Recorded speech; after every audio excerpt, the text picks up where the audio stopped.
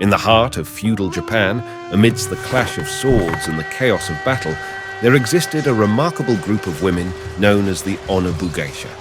Their name, a fusion of Onna, female, and Bugeisha, martial artist or warrior, spoke volumes about their identity. These were not ordinary women. No, they were not content with the traditional roles society had prescribed for them. Instead, they were fierce, determined, and unyielding. They were trained in the art of combat, honing their skills to perfection. But they were more than just skilled fighters. They were the embodiment of loyalty, dedication, and bravery. In a time when women were often seen as fragile and in need of protection, the Onna-Bugeisha shattered those stereotypes. They stood shoulder to shoulder with male samurais, not as mere spectators, but as active participants in the theater of war. Their armor glistened with pride, and their spirits burned with an unquenchable fire. These remarkable women were not just defending their clans, they were safeguarding their homes and upholding their honor. They were the living embodiment of resilience and determination, a testament to the indomitable human spirit. The Onna-Bugeisha, with their unwavering resolve, carved their names into the annals of history, proving that gender could never dictate the limits of one's courage and abilities. In the ancient annals of feudal Japan, the Onna-Bugeisha, those remarkable female warriors, trace their origins to a time of shifting tides and cultural evolution. In those days of old, Japan was a land deeply rooted in agriculture, where men toiled the fields and women tended to hearth and home. Yet, as the specter of political turmoil loomed and the fires of clan warfare burned brighter, the demand for skilled warriors grew ever more pressing. In the midst of this transformation, the samurai class emerged, an elite cadre of professional warriors in service to feudal lords. At the dawn of this era, samurai were solely men, but necessity knows no gender. Women began to stand shoulder to shoulder with their male counterparts, training in the ways of the sword. The earliest whispers of the Onna-Bugeisha can be traced back to the 4th century, where the legendary Empress Jingu herself is said to have led victorious military campaigns, casting a radiant legacy that illuminated the path for generations of women warriors. With the turn of the ages came the Kamakura period, 1185 to 1333, where the samurai class ascended to greater prominence. Internal strife raged like a tempest, giving birth to regional warlords known as daimyos. These warlords, custodians of their domains, sought skilled defenders, and thus the training of Onna-Bugeisha found itself thrust into the spotlight.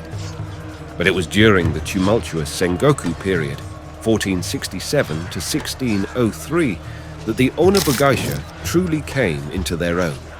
An era of relentless warfare and ceaseless political upheaval, it demanded all hands on deck, regardless of gender.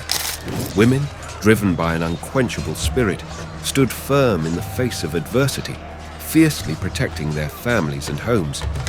The names of Tomoe Gozen and Nakano Takeko still echo through the corridors of history, testament to the valor and indomitable spirit of these remarkable women in a time of chaos.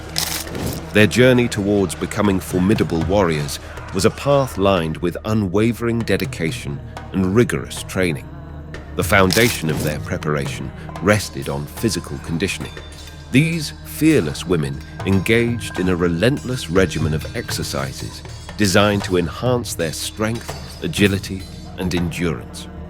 From the sprinting tracks to the weightlifting rooms, they molded their bodies into instruments of precision, ready to face the rigors of battle. But physical prowess alone was not enough. These warriors knew that the battlefield demanded more than just strength. They delved into the realm of martial arts, mastering the art of striking, grappling, and defensive maneuvers. Both armed and unarmed combat were their domains, ensuring they could adapt to any situation that arose on the field. Yet the mind was their greatest weapon. Through meditation and mental exercises, they cultivated discipline, focus, and resilience. In the midst of chaos, they remained calm and composed, making split-second decisions that often meant the difference between victory and defeat. Weapons were an extension of their very beings. The naginata, with its curved blade and reach, became their symbol. But they were not limited to a single weapon. They trained with the yari, the kaiken, and even the bow and arrow. Mastery over these tools was their legacy, both in offense and defense. Under the watchful eye of experienced instructors or within the confines of their clans, the Onna-Bugeisha practiced tirelessly. Repetition built muscle memory, refined techniques, and instilled a deep understanding of the art of combat. These valiant women did not merely train for the sake of it. They played pivotal roles in some of Japan's most legendary battles. In the Battle of Awazu, Tomoe Gozen led a charge that captured enemy generals, turning the tide of the Genpei War. The Battle of Aizu saw the Byakutai, young Onna-Bugeisha, fight alongside their male counterparts to defend Tsuruga Castle. Their unwavering determination in the face of adversity was awe-inspiring, even in the midst of tragedy. Noheim, the wife of daimyo Oda Nobunaga, commanded a group of female warriors in the siege of Oshi Castle.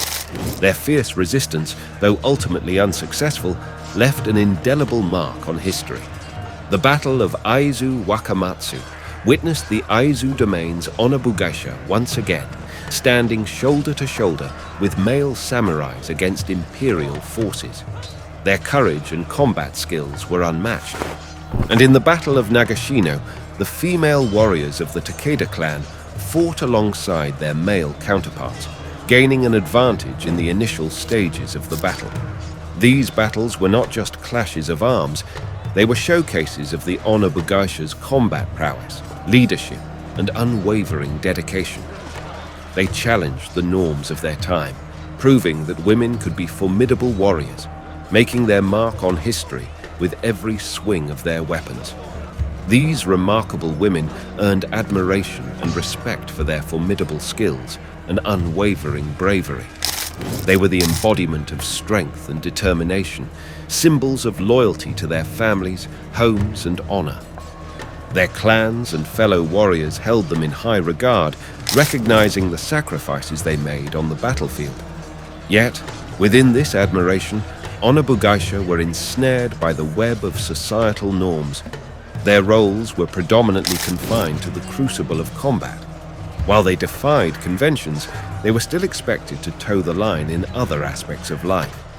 In the broader context of feudal Japan, they were the exception rather than the rule.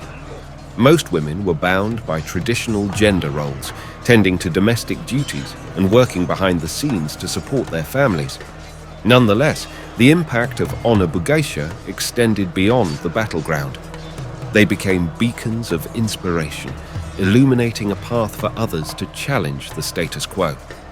Their existence pushed the boundaries of what was deemed possible for women in that era. Their influence rippled through their communities. Beyond their martial skills, they embodied virtues like loyalty, discipline, and honor. These women served as living embodiments of samurai ethics, their lives a testament to the values their clans held dear. In addition to wielding weapons, they were tasked with the responsibility of passing down cultural heritage and traditions to the next generation. Their presence in society challenged conventional gender roles, offering a different narrative where women could break free from the molds society had cast them in. In the grand tapestry of Japanese history, the Onna-Bugeisha occupied a unique space. They were warriors, role models, and cultural custodians. Their legacy served as a testament to the indomitable spirit of women who dared to defy expectations, leaving an indelible mark on the annals of Japanese history and culture.